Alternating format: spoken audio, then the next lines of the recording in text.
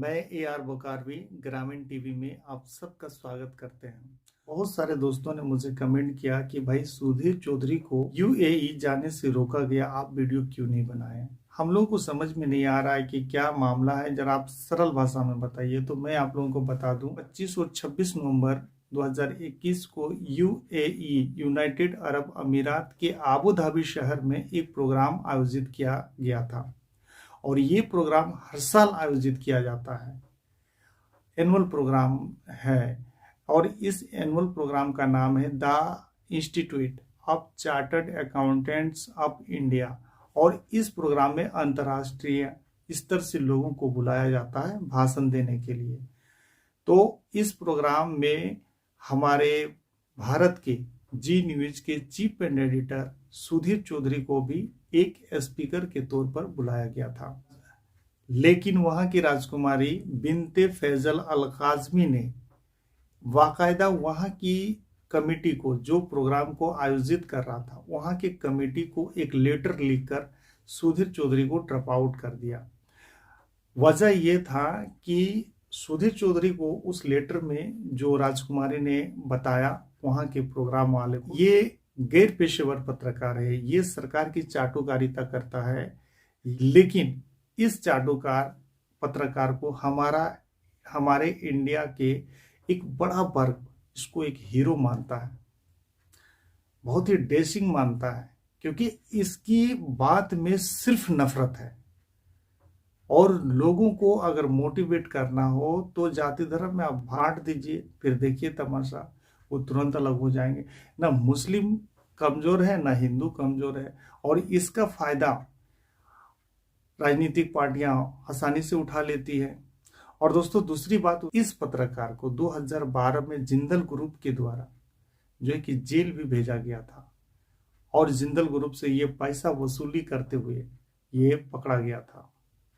आप सोच सकते हैं दोस्तों, इस्लामोफोबिया का उन्होंने जिक्र किया। इस्लामोफोबिया का मतलब होता है कि इस्लाम के मानने वालों से बिना वजह जो है कि घृणा करना, इस्लाम के मानने वालों से लोगों को डराना, इस्लामोफोबिया का मतलब हुआ।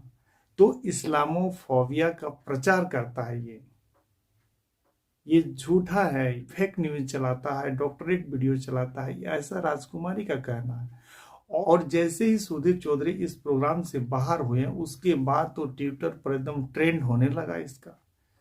इतनी बड़ी बड़ी बात, इतनी खतरनाक बात जो है कि लोगों ने इसको कहने लगा। और सबसे बड़ी बात है कि अंतर्राष्ट्रीय स्तर पर हमारे भारत की बदनामी हुई। और ये लोग जिस तरह का एजेंडा चलाते हैं, जिस तरह का नफरत लोगों के दिमाग में घोल रहे हैं, क्या ये लोग सफल हो पाएंगे? ये लोग कुछ ही प्रतिशत लोग हैं जो इस तरह का कार्य करते हैं। ये लोगों को पता है कि हमारे देश में ST SC OBC के पास शिक्षा है, वो लोग समझदार हो गए हैं। अब उन लोगों को जाति धर्म में अगर नहीं बांटा जाए तो अब देश में राज करना बहुत मुश्किल है। इस वजह से दोस्तों ये लोग जो है कि एक एजेंडा चलाए हुए हैं। और सिर्फ जी न्यूज ही नहीं, आप इंडिया टीवी का रजत शर्मा को देख लीजिए, और भी अमिश देवगन को देख लीजिए। कई पत्रकार हैं जो उन लोगों की पत्रकारिता को, उन लोगों का जो एंकरिंग को अगर आप देखेंगे, बहुत गौर से देखेंगे, और आप सोशल मीडिया में 2-4 खबर देखिए, तो आपको पता चलेगा कि भाई मैं क्या देख रहा था, मैं कितना दिग्भ्रमित हो रहा था। लोग जो है कि टोटली एकदम भारत को बर्बाद करने पर तुले हुए हैं। इस तरह की फेक खबर ये लोग चलाते हैं कि कुछ कहा नहीं जा सकता।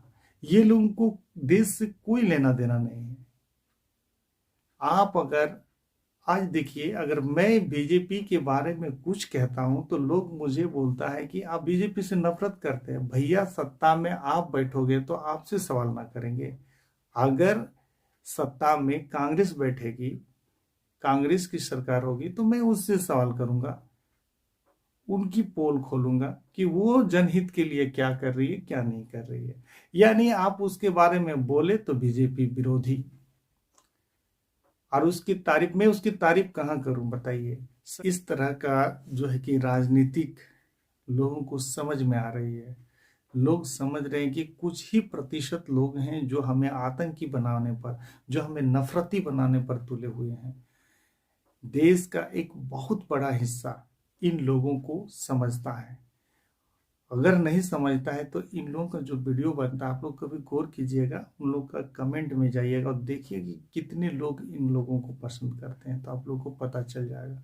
और खास करके ट्विटर वगैरह चलाते हैं तो फिर इन लोगों की खबर के नीचे जो खबर लोग जड़ने लगते हैं, लोग जवाब देने लगते हैं, उस जवाब को देखिएगा तो आप दंग रह जाइएगा कि मतलब इतने बेबाक होकर, इतने मतलब निडर होकर ये लोग खबर को चलाते हैं जिसका कोई हिसाब नहीं है।